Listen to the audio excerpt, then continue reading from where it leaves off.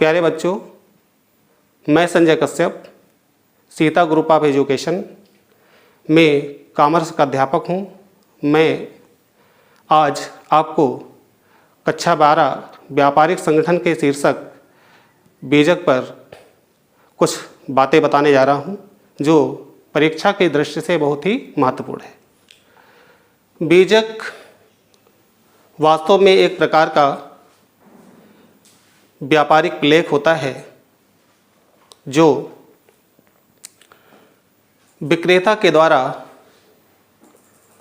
माल के क्रेता को बनाकर भेजा जाता है। बीजक एक प्रकार का व्यापारिक लेख होता है।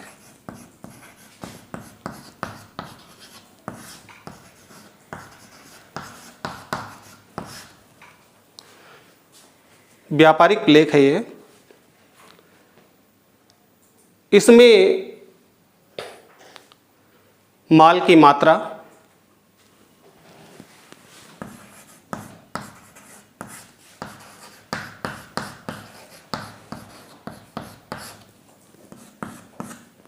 नंबर 2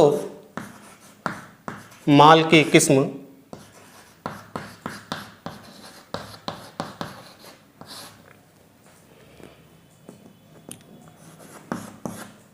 एवं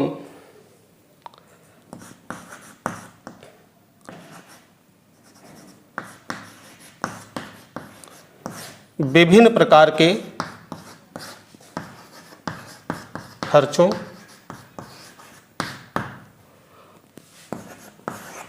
व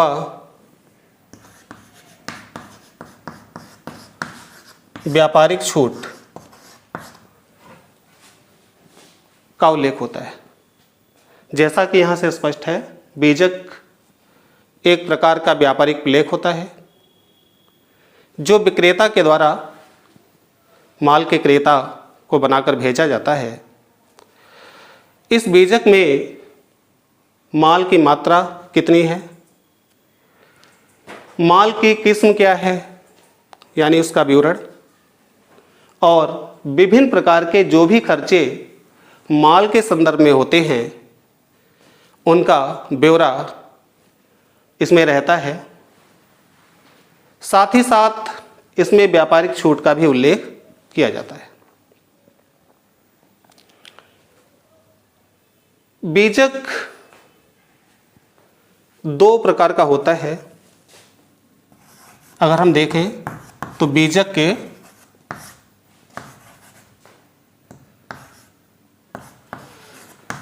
प्रकार, 2 प्रकार के बीजक होते हैं। इसमें जो पहला है उसको हम कच्चा बीजक कहते हैं।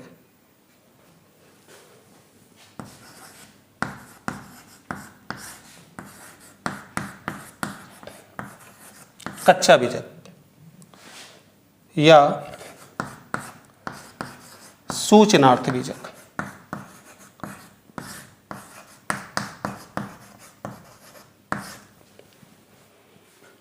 कच्चा बीजक या सूचनार्थ बीजक। कच्चा बीजक वह बीजक होता है जो विक्रेता के द्वारा संभावित क्रेता को भेजा जा सकता है, लेकिन इसकी कुछ शर्तें होती हैं। कभी कभी क्रेता व्यापारी से भविष्य में खरीदे जाने वाले माल का मूल्य जानना चाहता है कि अगर हम इतना माल खरीदेंगे तो ये कितने का होगा। उसका एक मोटा मोटा हिसाब या ब्यौरा प्राप्त करना चाहता है। तो क्रेता के चाहने पे व्यापारी एक अनुमानित बीजक उन वस्तुओं के संदर्भ में बनाकर क्रेता को दे देता है। ये भी विक्रेता के द्वारा ही बनाया जाता है। कभी कभी स्थिति ये होती है कि विक्रेता अपने क्रेता से अपने माल का मूल्य एडवांस में या जल्दी प्राप्त करना चाहता है, तो ऐसी दशा में भी विक्रेता क्रेता को सूचनार्थ बीजक बनाकर भेज देता है। तो दो दशाएं हो गई, एक तो क्रेता के चाहने पे ये बीजक बनाया जाता है, और दूसरा जब विक्रेता अपने माल का मूल्य क्रेता से प्राप्त करना चाहता है, ऐसी दशा में भी कच्चा बीजक बनाया जा सकता है। तो ये तो हो गई कच्चे बीजक की बात। इसमें दूसरा आता है साधारण बीजक या सामान्य बीजक।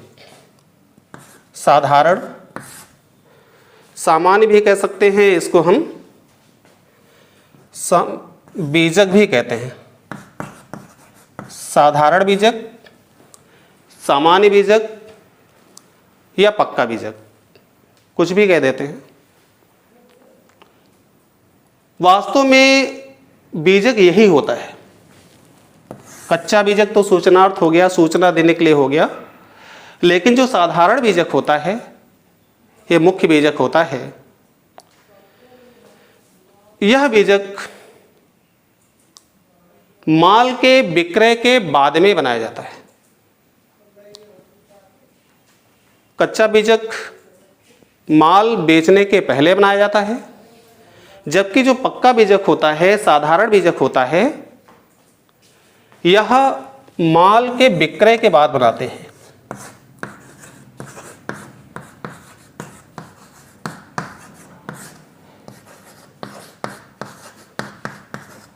ये माल के विक्रय के बाद में बनाया जाता है, और ये वाला माल विक्रय के पहले बनाया जाता है।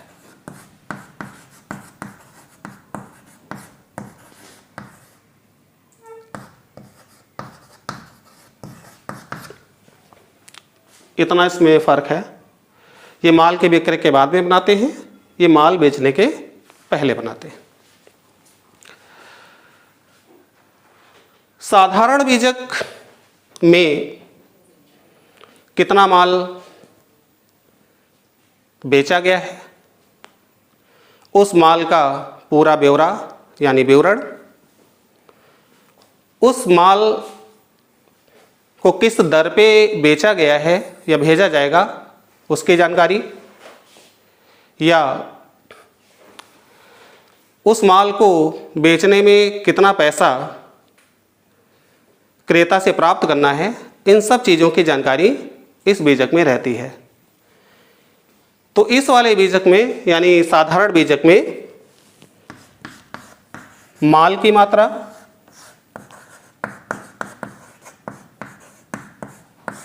इसका उल्लेख होता है। दूसरी चीज इसमें है माल का विवरण।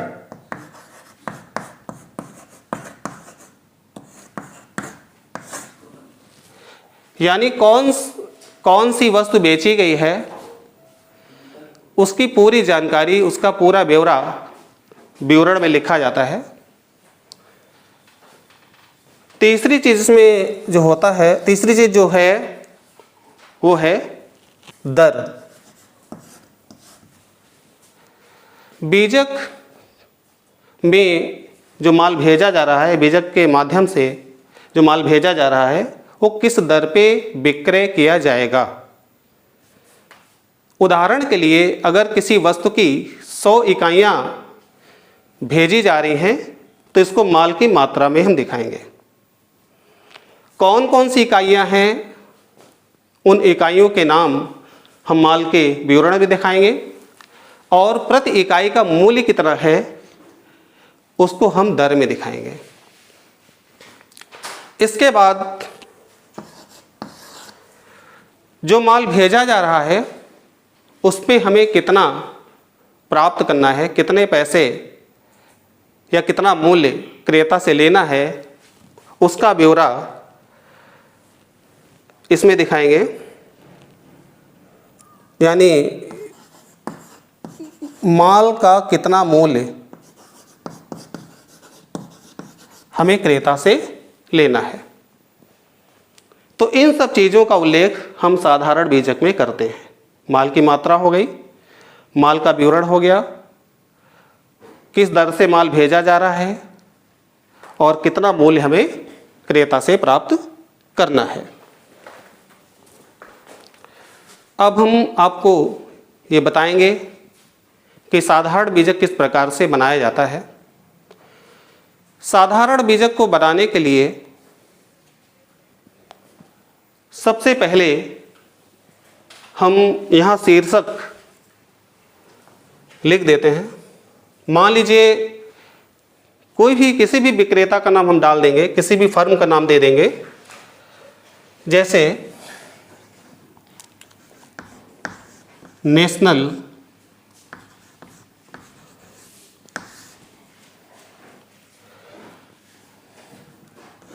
Book depot,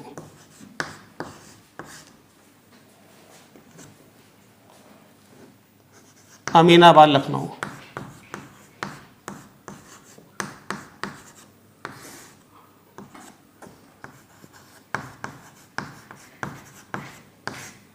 national book depot Aminabad Lucknow, ये फर्म का नाम है। यहाँ पे फर्म का पता लिखना है, नीचे दिनांक डाल देंगे, तिथि डाल देंगे, किस तिथि को बीजक बनाया जा रहा है। तिथि में हम कोई भी तिथि यहाँ पे डाल सकते हैं जिस डेट में बीजक बनेगा। यहाँ पे बाईं ओर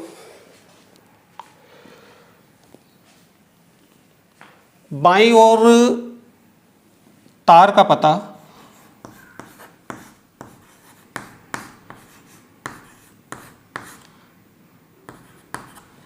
तार का पता लिख देते हैं। तार का पता एक प्रकार का संक्षिप्त पता होता है जो व्यापारी प्रायः बनवा लेते हैं, संक्षिप्त पता होता है। मान लेते हैं तार का पता यहाँ पे पुस्तक है। नीचे विक्रेता के टेलीफोन का नंबर डाल दिया जाता है।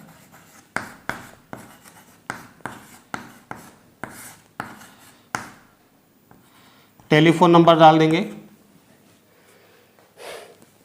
टेलीफोन नंबर कुछ भी डाल सकते हैं, मोबाइल नंबर डाल सकते हैं।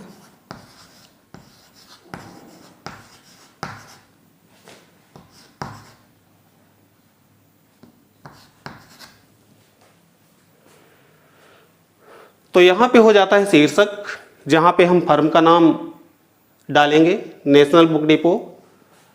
इस साइड में फर्म का एड्रेस रहेगा, नीचे दिनांक या तिथि का उल्लेख कर देंगे। बाईं ओर तार का पता, टेलीफोन नंबर, इसका उल्लेख कर देते हैं। इसके बाद यहाँ पे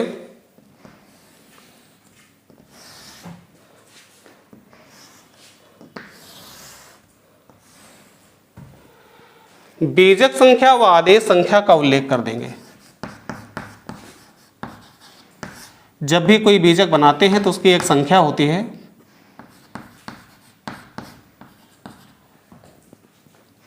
मान लेते हैं बीजक संख्या 1 2 3 4 है, कुछ भी हो सकती है, यह क्वेश्चन में आपको बताया जाता है। इसके बाद आदेश संख्या लिख देंगे।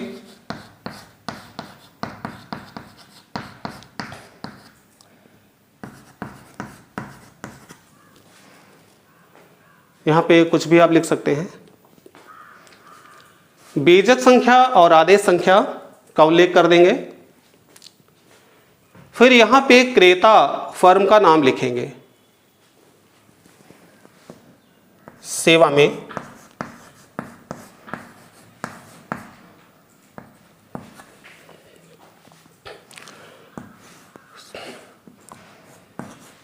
सर्वश्री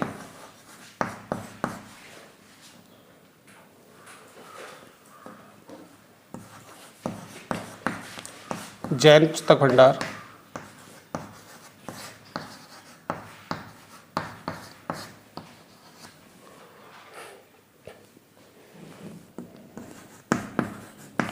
फिर फर्म का एड्रेस हो जाएगा।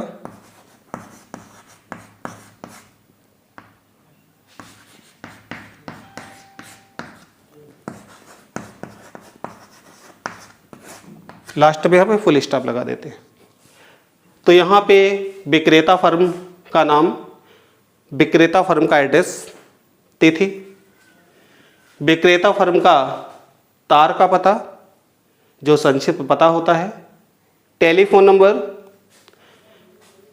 बीजक संख्या, आदेश संख्या, उसके बाद में नीचे इसी सीध में सेवा में करके क्रेता फर्म का नाम, उसका पता लिख दिया जाता है। इसके बाद से इसके नीचे व्यापारिक शर्तों का उल्लेख किया जाता है, जैसे नगद छूट है या व्यापारिक छूट है। प्रायः जो विक्रेता होता है वो क्रेता को एक छूट माल को बेचते समय तुरंत दे देता है, जिसको हम व्यापारिक छूट कहते हैं। व्यापारिक छूट सभी क्रेताओं को मिलती है, यह निश्चित होती है। मान लीजिए किसी विक्रेता ने किसी क्रेता को 10% छूट दे दी, तो ये छूट जो है माल विक्रय के तुरंत बाद उसी समय दे दी जाती है। ये लगभग सभी विक्रेताओं को प्राप्त हो जाती है, यानी विक्रेता के द्वारा अपने सभी क्रेताओं को ये छूट दे दी जाती है। तो इसको हम व्यापारिक छूट कहते हैं। और दूसरी छूट होती है नगद छूट। नगद छूट सभी क्रेताओं को नहीं मिलती है।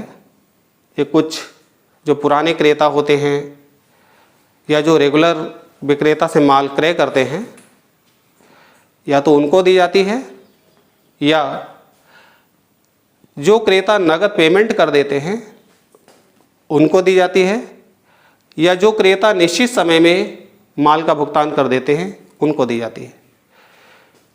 तो ये विक्रेता पे डिपेंड है कि नगद छूट वो किस प्रकार से क्रेता को देगा। अगर वो नगद भुगतान कर देते हैं तब भी विक्रेता के द्वारा दी जा सकती है, निश्चित समय में भुगतान कर देते हैं तब भी ये छूट विक्रेता के द्वारा दी जाती है। और अगर कुछ क्रेता ऐसे होते हैं जो काफ़ी समय से विक्रेता के पास आ रहे हैं माल खरीदने के लिए, तो उनको भी ये छूट विक्रेता के द्वारा दे दी जाती है।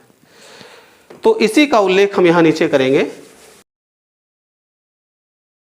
अब देखिए इसके जो नीचे की स्थिति है बीजक की, उसको हम एक सारणी बना लेंगे और यहाँ पे इस सारणी के ऊपर शर्तों का उल्लेख कर देंगे।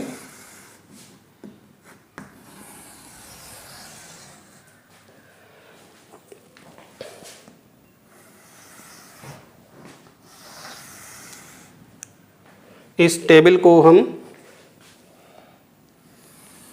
जिसका पहला भाग है यहाँ पे मात्रा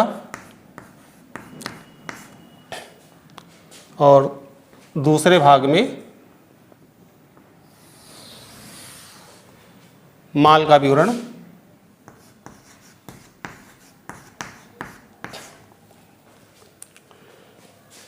इसके तीसरे भाग में हम दर,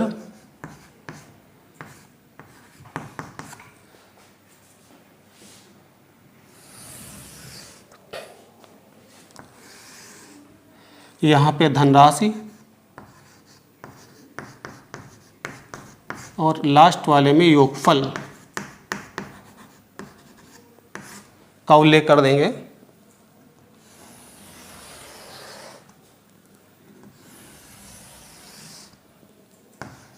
धनराशि के कॉलम को दो भागों में विभाजित कर लेंगे, रुपए और पैसे में। इसी प्रकार से योगफल वाले को भी।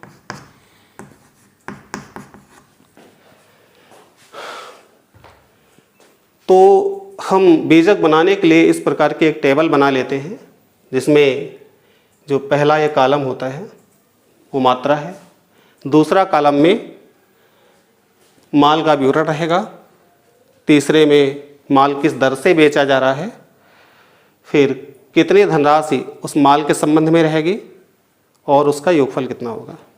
इस प्रकार से एक टेबल का हम निर्माण कर लेंगे। जैसा कि हमने बताया था कि यहाँ पे शर्तों का उल्लेख होगा, तो यहाँ शर्तें लिख देंगे।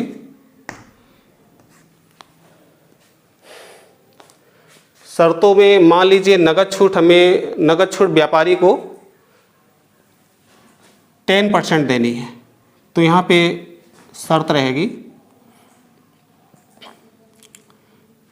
15 दिन में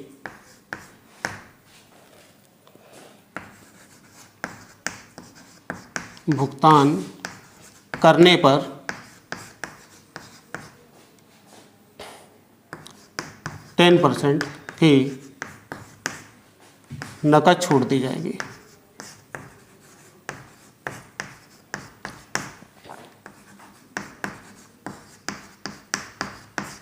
इस प्रकार से शर्त का उल्लेख कर देंगे।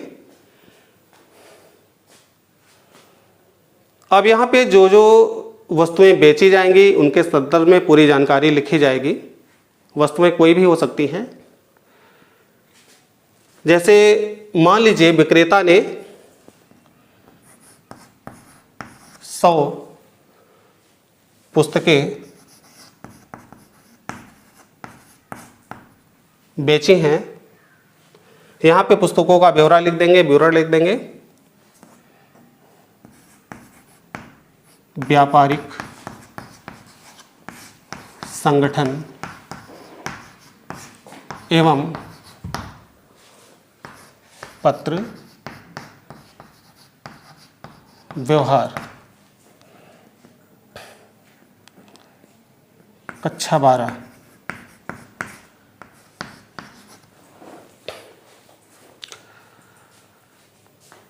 यहाँ पे 100 पुस्तकें व्यापारिक संगठन एवं पत्र व्यवहार की भेजी जा रही हैं और एक पुस्तक का मूल्य है 300 रुपये प्रति।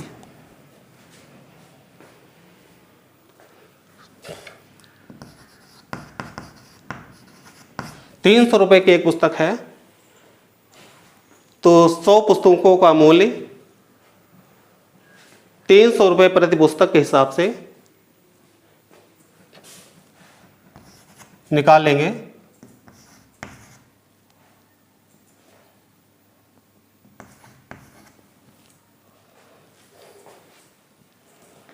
इसके पश्चात मान लेते हैं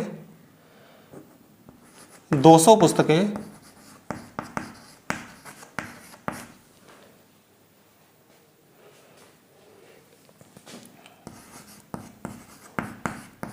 बही खाता कक्षा 12। 200 पुस्तकें बही खाता की कक्षा 12 की भेजनी है, तो इसका मूल्य हम लिख देंगे। प्रति पुस्तक कितना आता है, मान लेते हैं ये मूल्य है 200 रुपये प्रति पुस्तक।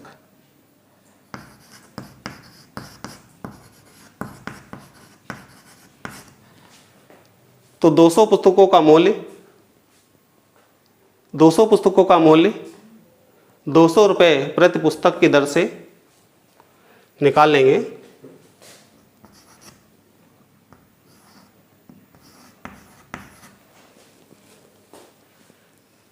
इसी तरह 100 पुस्तकें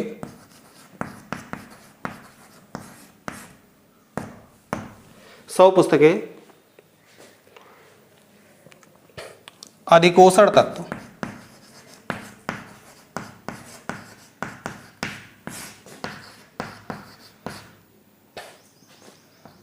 कक्षा 11 और एक पुस्तक का मूल्य मान लीजिए 100 रुपये है,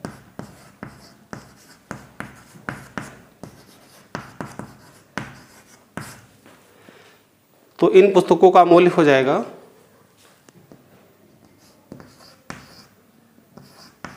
10,000 रुपये।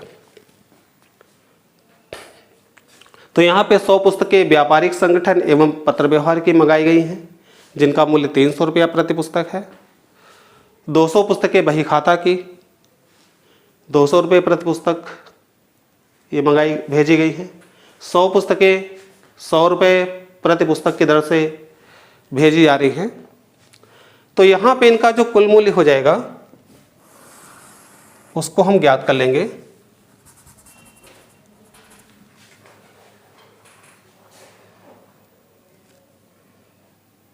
इनका मूल्य हो जाएगा ₹80,000।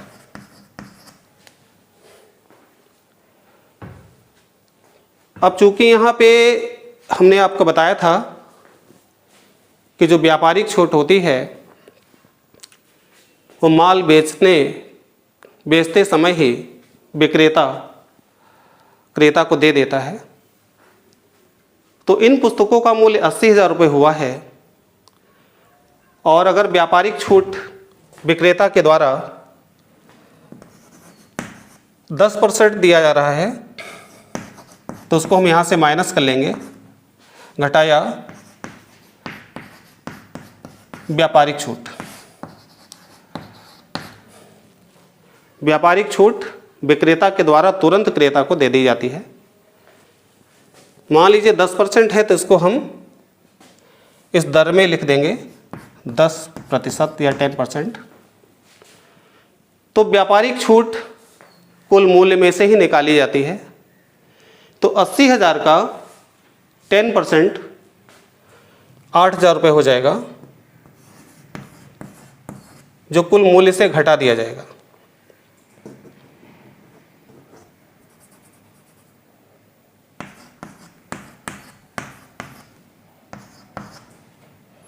तो इस प्रकार से 80,000 से 8,000 माइनस करेंगे तो 72,000 का अमाउंट बनेगा। अब ये जो व्यापारिक छूट है इसको माइनस करने के बाद, घटाने के बाद जो मूल्य आया है यानी 80,000 माइनस 8,000 72,000 आया है, ये मूल्य क्रेता को भुगतान करना पड़ेगा। लेकिन विक्रेता चूंकि क्रेता के गोदाम तक माल भेजता है, क्रेता के पास तक भेजता है, तो इस संदर्भ में विभिन्न प्रकार के खर्चे विक्रेता को करने पड़ते हैं, जिसका मूल्य भी विक्रेता को प्राप्त करना होता है। तो इन सभी खर्चों को विक्रेता माल के मूल्य में जोड़ देता है। तो यहाँ पे जो माल का मूल्य निकल कर आया है 72,000 आया है। लेकिन अगर इन पुस्तकों को भेजने के लिए विक्रेता ने किसी प्रकार का कोई व्यय किया है तो उनको इस मूल्य में हम जोड़ देंगे। तो यहाँ पे हम लिखेंगे व्यय व खर्चे, मतलब जोड़ा, और यहाँ पे लिख देंगे व्यय व खर्चे। अब जितने भी खर्च या व्यय विक्रेता करेगा उनको यहाँ पे जोड़ दिया जाएगा। मान लेते हैं कि पैकिंग में विक्रेता ने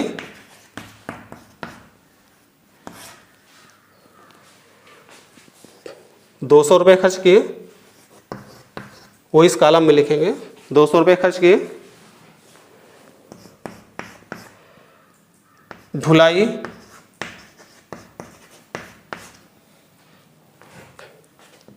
₹200 देनी पड़ी।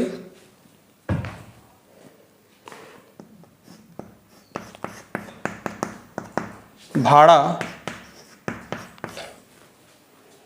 ₹500 देना पड़ा। तो इस प्रकार से जो ये खर्चे हैं, पैकिंग ₹200, ढुलाई ₹200 और भाड़ा ₹500, तो ये सारे खर्चे माल के मूल्य में जोड़ दिए जाएंगे।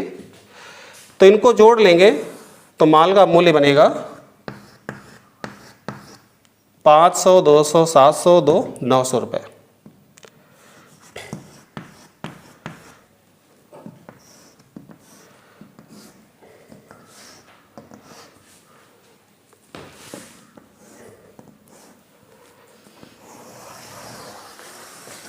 इसको यहाँ से बंद कर देंगे। तो ये ₹900 का मूल्य भी क्रेता को ही चुकाना पड़ेगा। पूरे माल का मूल्य 80,000 था, विक्रेता के द्वारा व्यापारिक छूट क्रेता को तुरंत दे दी गई 8,000 की। इसके बाद माल का मूल्य 72,000 रुपया आया और जो खर्चे विक्रेता क्रेता के संदर्भ में कर रहा है उनका मूल्य 900 रुपये है। तो इस प्रकार से इन दोनों का जो कुल मूल्य होगा वो हो जाएगा 72,900 रुपये।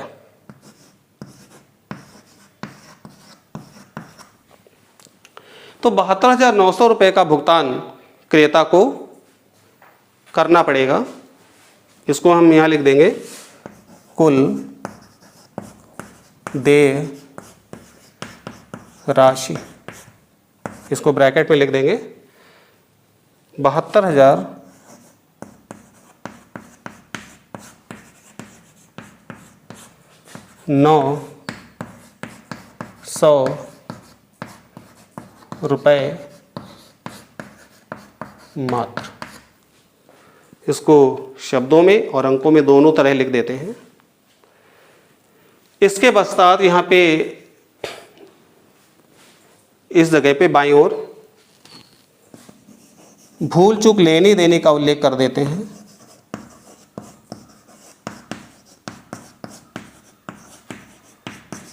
अगर इसमें कोई भूल चूक हो गई हो तो उसको हम बाद में एडजस्ट कर लेंगे। इसका उल्लेख यहाँ पे कर दिया जाता है और इसके नीचे बिल्टी संख्या भी लिख दी जाती है। अगर माल को रेलवे के द्वारा भेजा गया है तो यहाँ पे रेलवे बिल्टी संख्या लिख देंगे और अगर ट्रांसपोर्ट से भेजा गया है तो बिल्टी संख्या का उल्लेख कर दिया जाता है।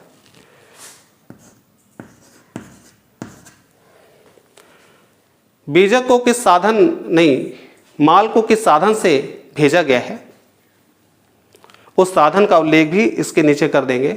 मान लीजिए माल को रेलवे से भेजा गया है तो लिख देंगे माल सवारी गाड़ी से भेजा गया या मालगाड़ी से भेजा गया। जिस साधन से माल को हम भेजेंगे उसका यहाँ पे उल्लेख कर दिया जाता है।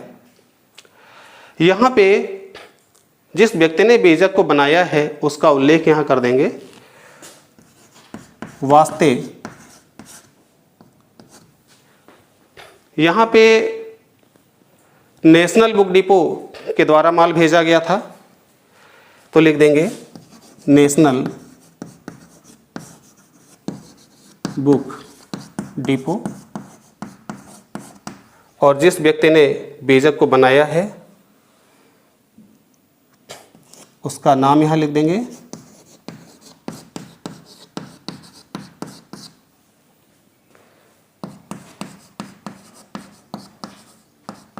और उसके पद का भी उल्लेख यहाँ पे कर दिया जाता है।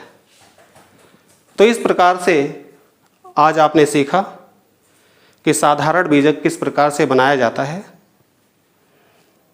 कितने मूल्य का भुगतान उसमें किया जाएगा, कौन कौन से खर्चे हैं, इन सभी बातों पे आज चर्चा की गई। प्यारे बच्चों, इस बीजक टॉपिक के बाद अब हम अगला टॉपिक आपके सामने रखेंगे। हम अगले वीडियो में इसकी चर्चा करेंगे। धन्यवाद।